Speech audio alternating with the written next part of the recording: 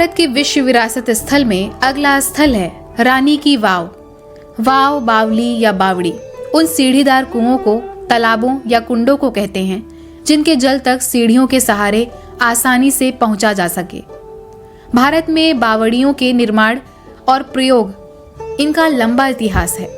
कन्नड़ में बावड़ियों को कल्याणी या पुष्करणी, मराठी में बारव तथा गुजराती में वाव कहते हैं। रानी की वाव गुजरात राज्य के पाटड़ जिले में स्थित है। यह एक सीढ़ीदार कुआं है।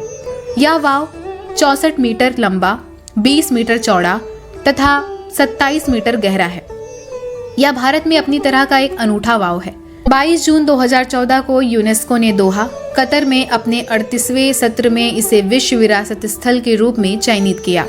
यूनेस्को ने इसे तकनीकी विकास का एक ऐसा उत्कृष्ट उदाहरण मानते हुए मान्यता प्रदान की है जिसमें जल प्रबंधन की बेहतर व्यवस्था और भूमिगत जल का इस्तेमाल इस खूबी के साथ किया गया है कि व्यवस्था के साथ ही इसका सौंदर्य भी झलकता है।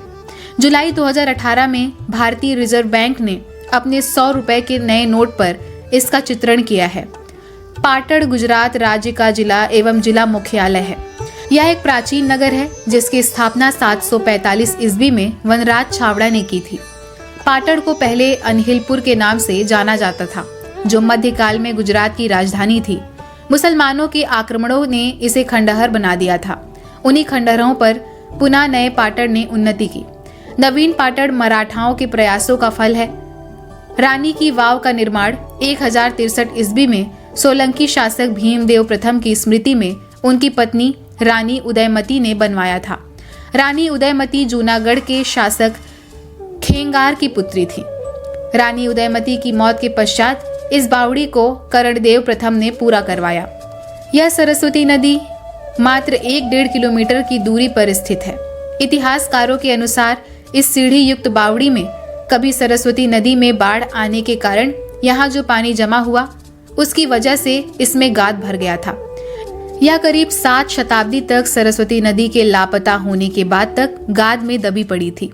1980 में इसे भारतीय पुरातत्व सर्वे ने वापस खोजा। भारतीय पुरातत्व सर्वेक्षण ने साई आर्क और स्कॉटिश स्टेन के सहयोग से वाव के दस्तावेजों का डिजिटलाइजेशन भी कर लिया है। इसमें तकरीबन 800 नक्काशीदार मूर्तियां थीं, जिसमें से केवल 500 ही मिली हैं। वाव की दीवारों और स्तंभों पर जो नक्काशियां हैं वे राम, वामन, महिषासुरमर्दिनी, कल्की जैसे अवतारों के विभिन्न रूपों में भगवान विष्णु को समर्पित हैं। इस बावड़ी के शांत माहौल में भूमिगत मंदिर में हजारों शेषनाग के सहारे बैठे भगवान विष्णु सहस्त्रों वर्षों से वीतरागी भाव से आराम करते से लगते हैं। विद्वानों के अनुसार यह वाव केवल पानी के संरक्षण के लिए ही नहीं वरन आध्यात्मिक महत्व के लिए भी बनाई गई थी। भगवान की प्रतिमा को उकेर कर पानी की पवित्रता को बनाए रखने की अपील की गई है।